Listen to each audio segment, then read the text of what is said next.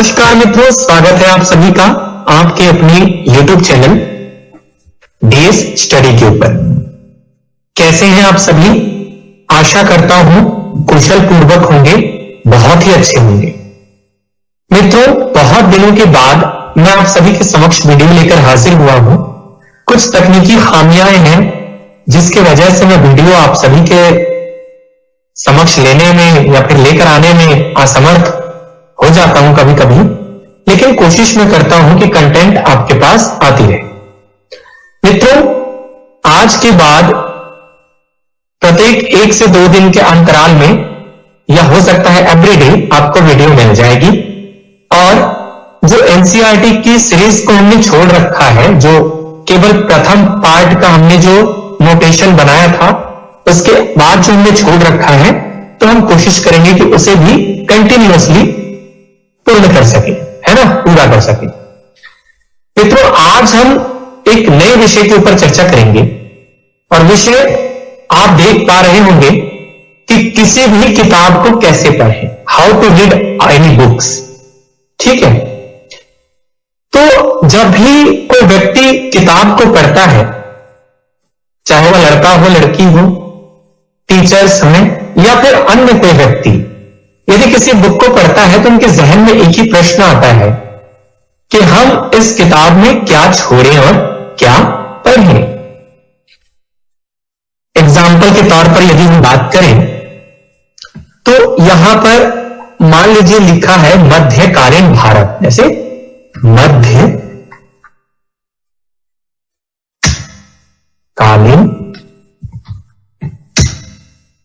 भारत। ठीक है मित्रों, तो यहां पे जैसे अपना लिखा है मध्यकालीन भारत। अब मध्यकालीन भारत तो एक भारत का इतिहास हुआ, लेकिन जब भारत के इतिहास की हम बात करते हैं तो उसमें मध्यकालीन भारत में कई टॉपिक्स हैं, कई चैप्टर्स हैं, और उस चैप्टर को हम कैसे पढ़ें, उस चैप्टर को हम याद कैसे करें, कौन सा चैप्टर छोड़ना है, कौन सा चैप्टर पढ़ना है। तो इसका मात्र एक ही प्रश्न है। जैसे मध्यकालीन भारत हमने यहां पे लिख रखा है, तो ये हटाकर यहां पे, ठीक है मित्रों। तो इसका एक सजेशन ये भी हो सकता है कि आप यदि पहले कभी किताबों को, मतलब आपने कभी पहले की किताबों को पढ़ा है, चाहे वो हिस्ट्री हो, पॉलिटिक्स हो, ज्योग्राफी हो, एटसेट्रा एटसेट्रा, तो आपको वो चीज जहन में अवश्य होगा कि हम किताब को कैसे पढ़ें। याद करिए वो दिन को जब हम बच्चे हुआ करते थे, 7-8 साल के, शिक्षक कहते थे कि भैया ये किताब तुम्हें पढ़कर आना है, बिकॉज कल टेस्ट होने वाला है। तो हम क्या करते थे, उन किताब में से कुछ ऐसे थीसिस को उठाकर देखते थे, कुछ ऐसे पॉइंट को उठाकर देखते थे जो प्रश्न एग्जाम में पूछे जा सके। ऐसा नहीं कि हमने पूरी किताब को ही पढ़ डाला, है ना, उस किताब में से कुछ टॉपिक को उठाते थे। अब जैसे मध्यकालीन की यदि हम बात करें तो मुगल काल जहन में जरूर आता है। क्या आता है? मुगल काल, मुगल काल। ठीक है मित्रों, तो मुगल काल अपने जहन में जरूर आता है। अब मुगल काल में क्या पढ़ेंगे? मुगल काल, पानीपत का प्रथम युद्ध कब हुआ? तो 1526 ईस्वी में। ठीक है मित्रों, तो पानीपत का युद्ध जो हुआ है वो 1526 ईस्वी में हुआ है, तो जाहिर सी बात है ये प्रश्न पूछा जाएगा, है ना। जो विद्यालय के एग्जाम होते हैं, जो विद्यालय स्तरीय एग्जाम होते हैं, वहां पे इस प्रकार के प्रश्न ज्यादातर देखे जा सकते हैं। तो ऐसे प्रश्न अमूमन पूछे जाते हैं कि पानीपत का प्रथम युद्ध कब हुआ, खानवा का युद्ध कब हुआ। हालांकि हम वीडियो जरूर लेकर आएंगे, एक दिन हिस्ट्री के ऊपर बात करेंगे जब मध्यकालीन भारत के ऊपर, तो ये सब प्रश्नों का हम हल जरूर करेंगे। लेकिन आपको ये सब चीज जाननी चाहिए।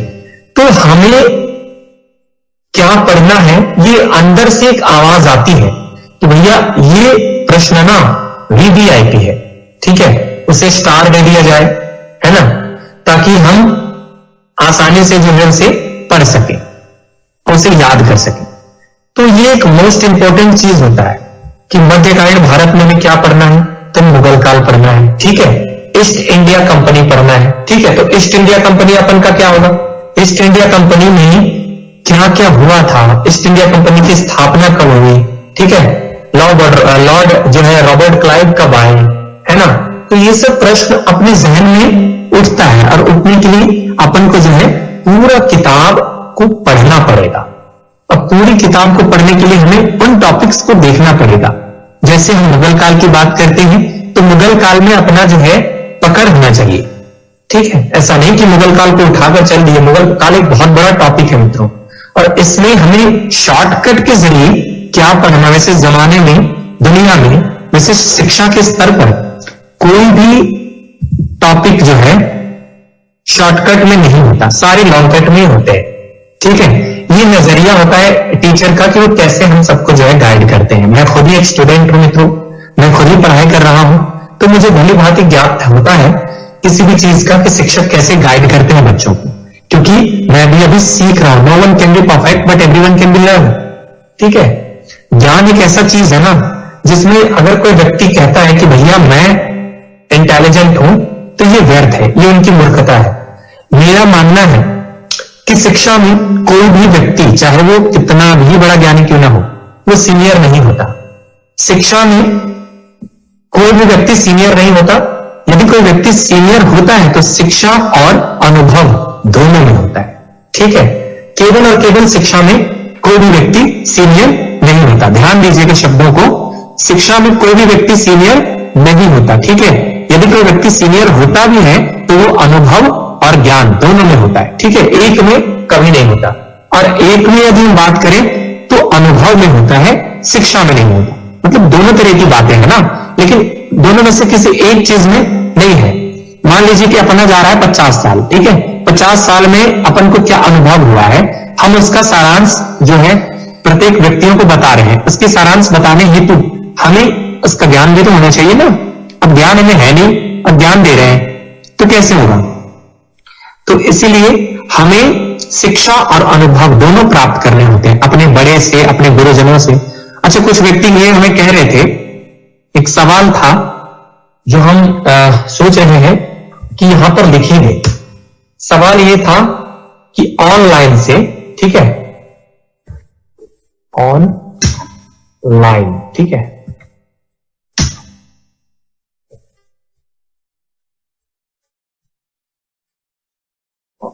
एक मिनट, हाँ, ऑनलाइन से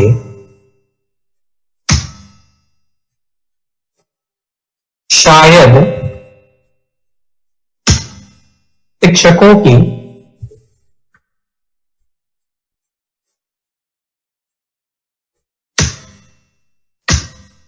गरिमा को ठेस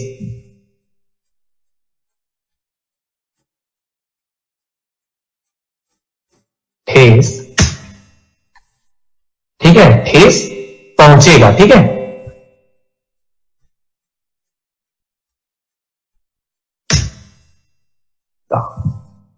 ठीक है मित्रों, पहुंचेगा। थोड़ा सा लेट मैंने लिखा है, इसके लिए क्षमा प्रार्थी हूं।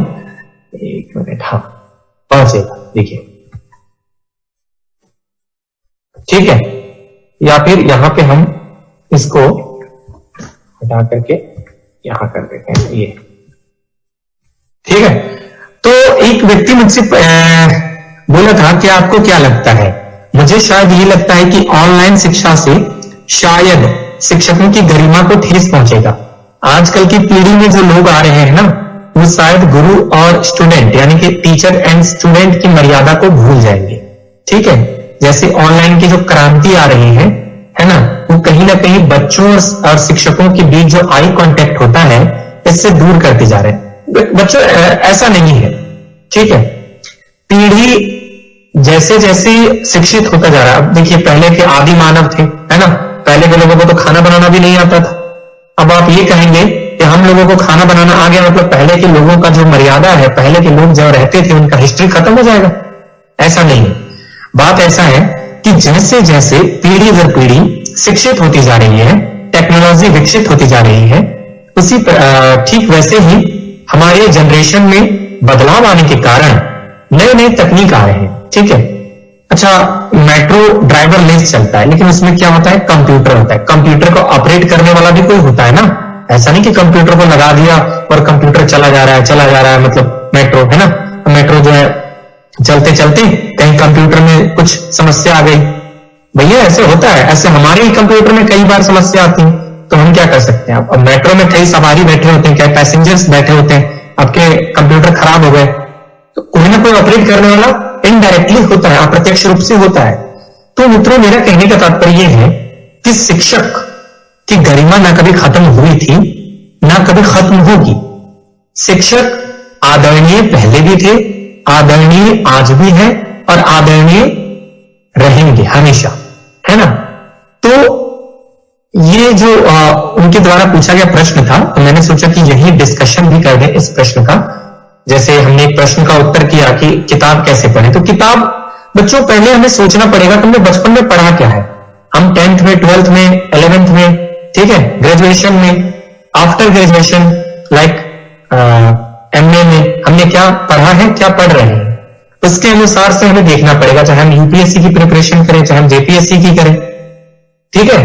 एक वीडियो में देख रहा था जेपीएससी के बारे में, मतलब आदरणीय विकास सर का दृष्टि आईएएस एकेडमी, वो कहते थे, मतलब एक बार उन्होंने कहा था कि यूपीएससी का सिलेबस जेपीएससी से थोड़ा सा हल्का है, मतलब जेपीएससी का जो सिलेबस है ना मित्रों, वो यूपीएससी से हार्ड है। लेकिन मतलब आप सोच सकते हैं कि कितना गजब, मतलब क्या उन्होंने बात कहा है ना। मतलब जेपीएससी का जो सिलेबस है यूपीएससी से भी हार्ड है, वाकई में काबिले तारीफ। मतलब जेपीएससी इतना, मतलब वैसे आप खुद ही सोच लो ना जरा, 2000 में अलग हुआ झारखंड, 22 चल रही है ना, अब भैया 20 साल हो गए लगभग, है ना। 6 बार जेपीएससी, आधा से ज्यादा केस चल रहा है इसमें, है ना। और झारखंड का सिलेबस उठाकर देखो, यूपीएससी से भी हार्ड, वाह, काबिले तारीफ है यहाँ के लोगों का, है ना, गजब।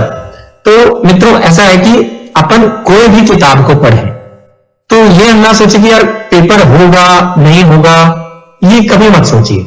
आप ये सोचिए कि अपन को बेस्ट देना है, ठीक है, और अपन तैयारी करते चले, ठीक है। पेपर तो होगा यार, पेपर क्यों नहीं होगा, है ना। ऐसा थोड़ी कि बार बार मतलब कोरोना आ जाएगा, ऐसा नहीं है मित्रों, है ना। पेपर होगा तो आप लोग जो है जमकर तैयारी करिए और पढ़ाई करिए, ठीक है। कल संडे है, संडे को हम कोशिश करेंगे एक इंटरव्यू लाने की, है ना। एक ऐसे व्यक्ति से आप सभी को रूबरू कराएंगे जो म्यूजिक में बढ़िया मतलब हासिल कर चुके हैं, बड़े फंक्शन को हासिल कर चुके हैं ना, और बड़े अचीवमेंट प्राप्त कर चुके हैं, मतलब बहुत सारे अचीवमेंट को प्राप्त कर चुके हैं वो, है ना। तो मैं उनको एक बार लेकर आऊंगा कल आप सभी के मुखाबिल, है ना। तो हमारे चैनल को भी सब्सक्राइब कर लीजिए, बेल आइकन को भी प्रेस कर दीजिएगा, है ना मित्रों, ताकि आपको नई नई वीडियो का अपडेट मिल सके। और हाँ, आपके जहन में भी यदि कोई प्रश्न है, यदि कोई टॉपिक है जिस पर लगे कि बात करनी चाहिए, तो आप कमेंट हमें कर सकते हैं, ठीक है मित्रों। धन्यवाद।